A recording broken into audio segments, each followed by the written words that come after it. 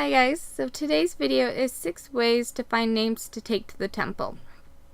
This list is in a particular order. It is listed from easiest to hardest.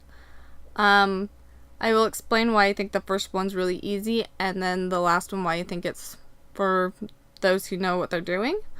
If you liked one of the ways to find temple names, but you want a more in-depth video, in the description box below will be links to more in-depth videos.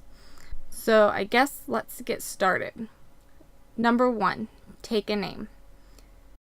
So Take a Name is an app you download onto your phone, then you log into Family Search, and it just searches your tree. You can choose it to search just males that needed baptism work or females that need endowment work, and you want it to find 5 names or 20 names. And then it'll just search your family tree and find those ancestors, and then you just click on the ancestor's name, reserve it, and then print temple card right there from the app. It's really easy. I also find this one the easiest ones because it will automatically rule out anybody who follows the 110-year rule or has possible duplicates or data problems. It just are finding names that are easy, ready to go. You don't run into any problems. So this one is definitely the easiest one and my most recommended way to go. Number 2, Hope's Chest. The way I use Hope's Chest is it is a widget or a software you download and add to your Google Chrome. Then you go to Family Search and you go to your tree, and then you go to whatever ancestor or yourself that you want to start. Make sure they're in the center of the tree, and then hit Search Ancestors or Search Descendants, and it will go directly up or down your tree and find all your ancestors that have little green temple icons on them, and then store them in a list or an archive. I really like the list or the archive because I can come back to it any point in time and the list is still there. And the list automatically rules out anybody who follows the 110-year rules, has possible duplicates. It still pulls up some weird data problems, such as ones that technically have all the temple work done, so it does pull up those ancestors every once in a while, which I do find weird. But it still finds mostly all those green temples and stores them for a later date and time. And I just love that I can come back to this list at any point in time. So, number 3, findarecord.com.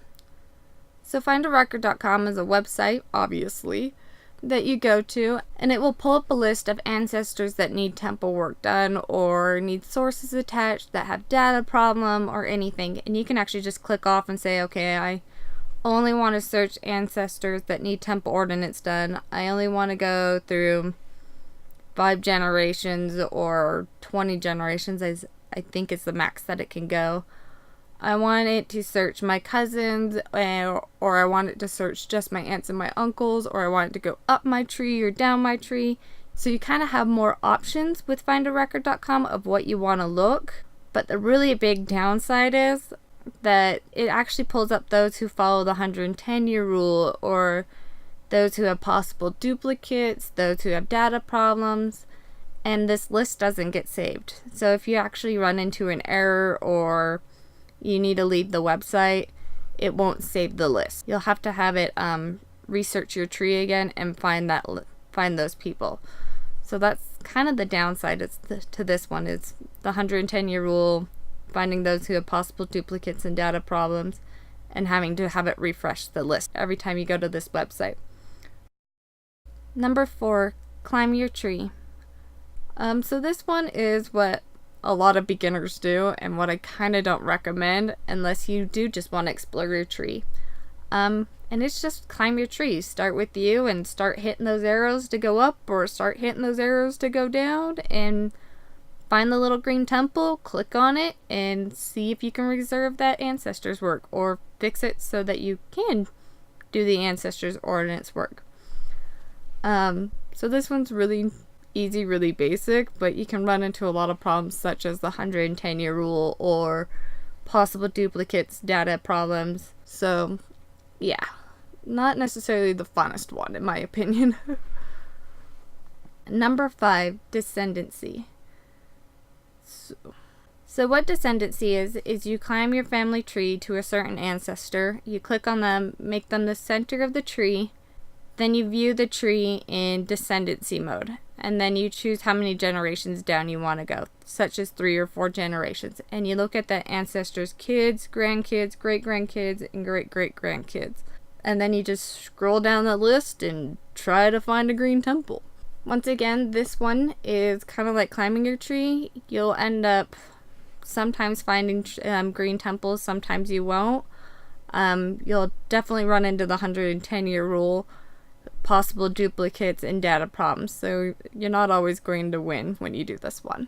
But you actually get to look at your cousins instead of going directly up the tree or directly down the tree. You get to do your cousins, which they also have work that needs to be done, and we need to start looking into our cousins and doing their work.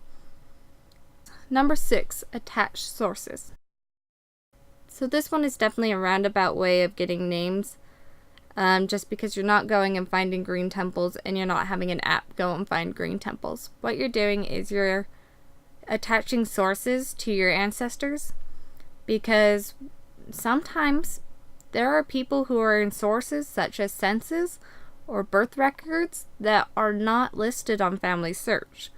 So if you attach a source to your grandpa and say it's like the 1890 census, and you find out that your grandpa actually had another son and it's not listed on Family Search, that son isn't listed on Family Search, you can add that son to Family Search and then be able to do all the temple work for them.